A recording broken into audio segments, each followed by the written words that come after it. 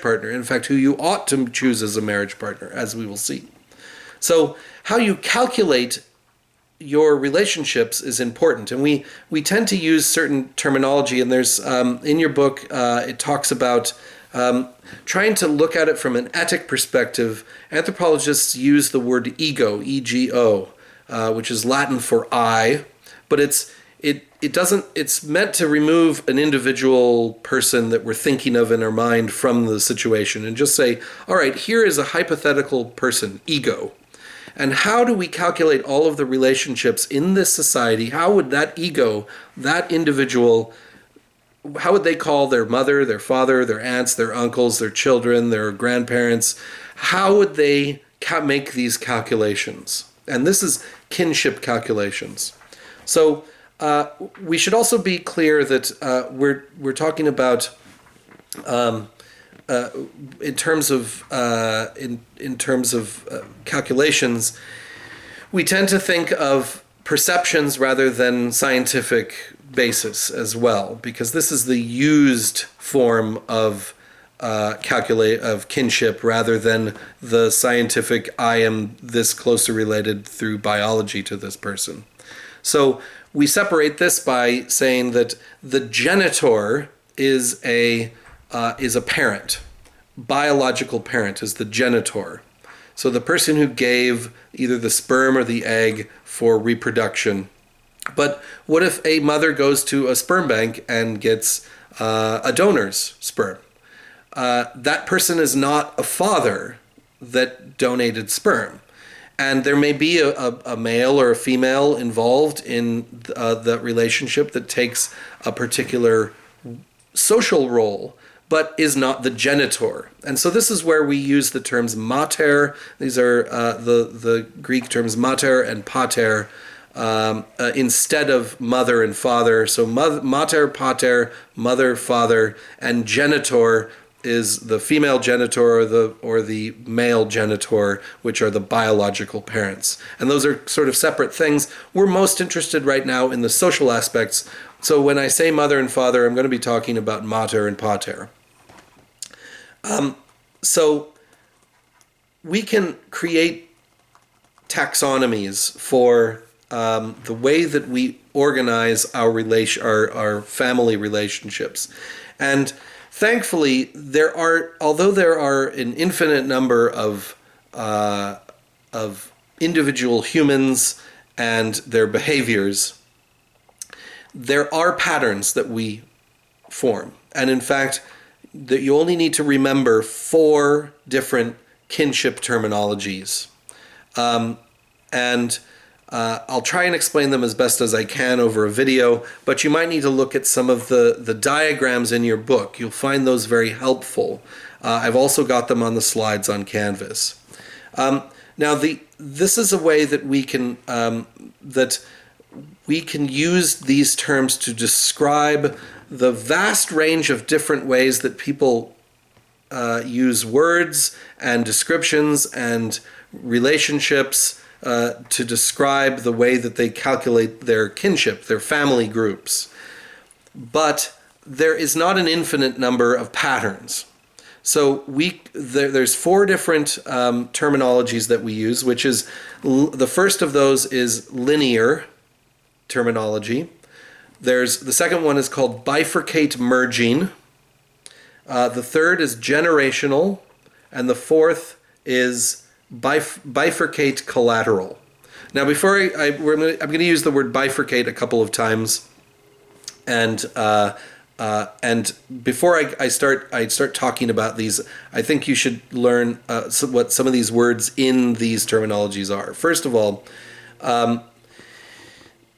in your book, it's figure 19.8. This is an important one because this shows ego and all the possible relationships that you might have: male, female, your children, your aunts, your uncles, your parents, grandparents, all these sorts of things.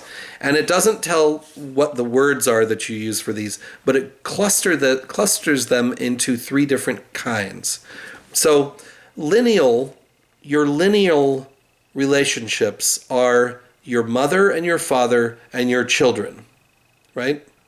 And your children's children, and your parents' parents, right? So you're a bottleneck in that sense of something that came from a wide area. So your parents are here, and your 4 grandparents are here, and their grandparents or their parents are there, and it comes down into you, and you're created right here.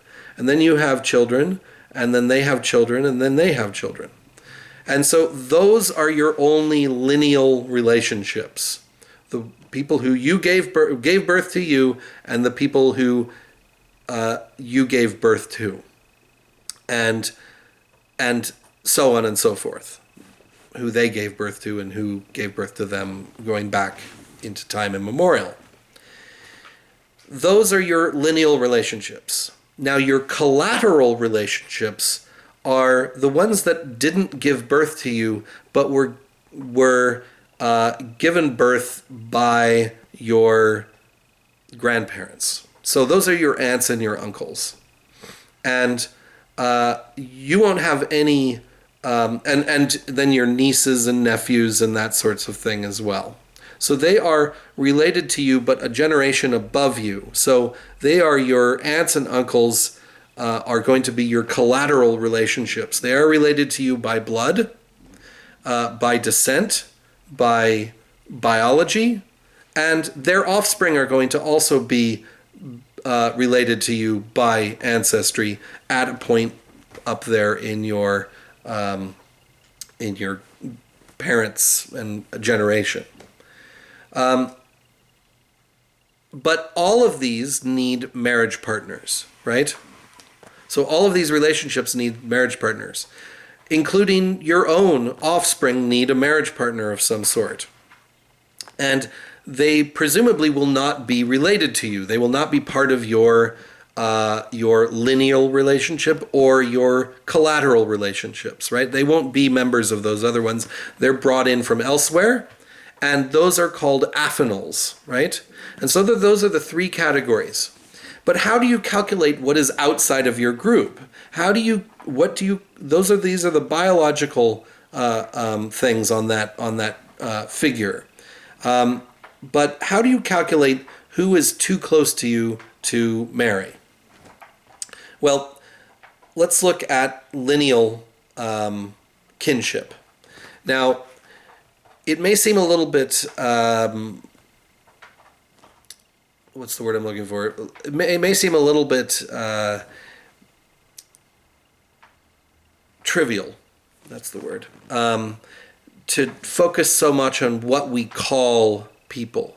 But it's what words we use, and going back to the chapter on linguistic anthropology, the words that we use reflect the way that we structure and organize our thoughts and our minds. And so the fact that we have a mother and a father means that we've actually separated those two into 2 different types of people, right?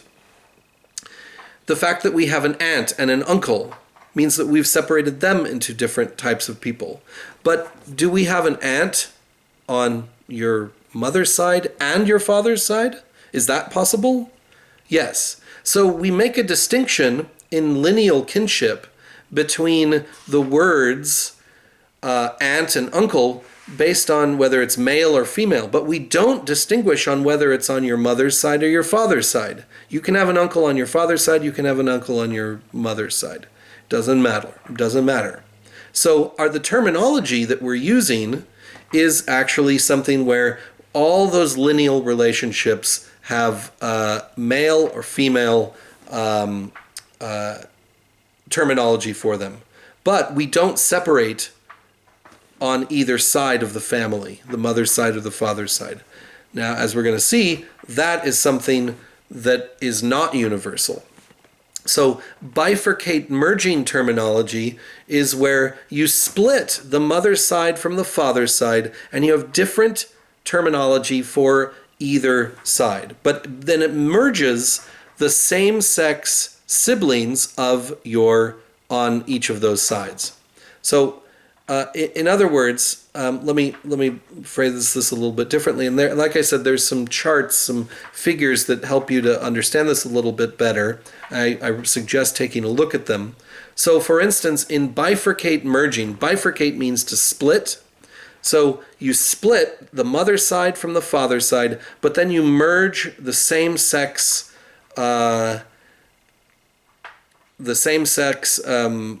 people and what you call them on either side. So, in other words, my biological female genitor is called mater in this, but so is my aunt. So I would call mother to my mother, my biological mother, but I would also call my aunt my mother. But I would have a different word, uncle, for a sibling of my mother, a male sibling of my mother. So if my mother had 3 sisters, they would all be called mother, but her brother would be called uncle.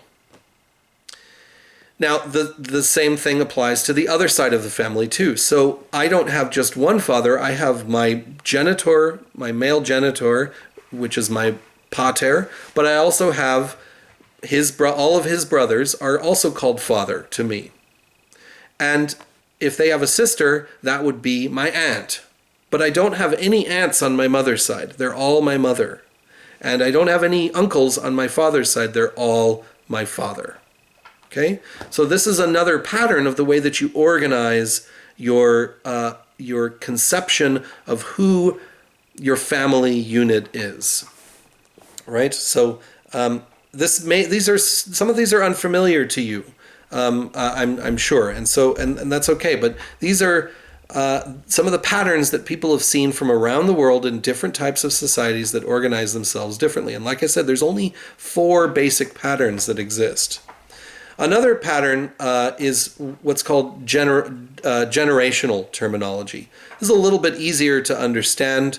It's that everyone on your from a particular generation of any sex on either side of the family is going to be a mother or a father. So if my genitor, female genitor who's my biological mother, has sisters, they're all my mothers, but also my father's sister is also my mother.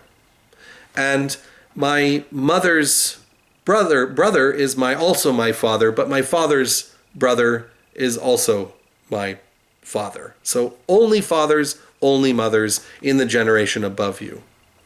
Now, this is it's not very common, but it tends to be, this sort of organization tends to be related to situations where you have marginal mobile communities that sometimes have difficulty sustaining particular populations. Right here in Nevada, the Shoshone, who live a bit north in Nevada and Utah and Idaho, they, in recorded history, the Shoshone had lived over pretty vast territories, and they sometimes underwent food stress, that they weren't able to sustain a particular population, and another region may have had greater success in food production or food gathering. And what they would do in these stressful moments would be to offload children into another community. And it benefits a situation where you have to move children around to different communities if everyone of a particular generation is a mother and a father, right? So you're not leaving your mother and your father, you're going to your other mother and your other father in that other community over there. And then you might come back at another time when there was more food and resources available at that location that you just left. So generational terminology tends to be used in situations, and that organization that terminology comes from tends to be used in situations where marginal resources are available. And then finally, one of the rarer forms of terminology is what's called bifurcate collateral terminology. And This is the easiest way to understand this is that everybody gets their own term for calculating kinship. So you have a mother, you have a father, you have a mother's uncle, you have a father's uncle, you have a mother's aunt, and you have a father's aunt, right? Everybody has their own terminology, their own words.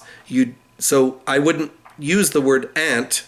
I would use father aunt or mother aunt or some term that this particular community uses. This is something where you do see this in some societies, in particular in North Africa and the Middle East. This is something that you find where you have each of the 6 kin types has, in that generation, in the parental generation, has a different term that's used. But you also find that right here at home when you have people that are married from different cultures or different languages in particular. And so you may have a child who calls their mother and their father, but then they've got an aunt and an uncle on their mother's side who speaks one language, and an aunt and an uncle on on their father's side that speaks another language. And they may call them, so if it's German, it's Tante and Onkel, and if it's English, it's aunt and uncle. And they'd be different terms. That, like I said, that may seem a little bit frivolous, but that's actually combining different cultures together and having different terminology for each of these. And this is what's called bifurcate collateral. That's splitting the collateral relationships. So you've got your lineals, and then your collaterals actually have split terminologies. All right. There's a lot of terminology in here, so I'd like you to go over all of these and learn the terms as best as you can. They're going to be important because we'll come back to them when we start talking about especially marriage, because who you marry and how you form how you form those marriage partnerships has an impact on your families, and is also impacted on how who you marry is impacted by how you calculate your families. Okay, see you next time.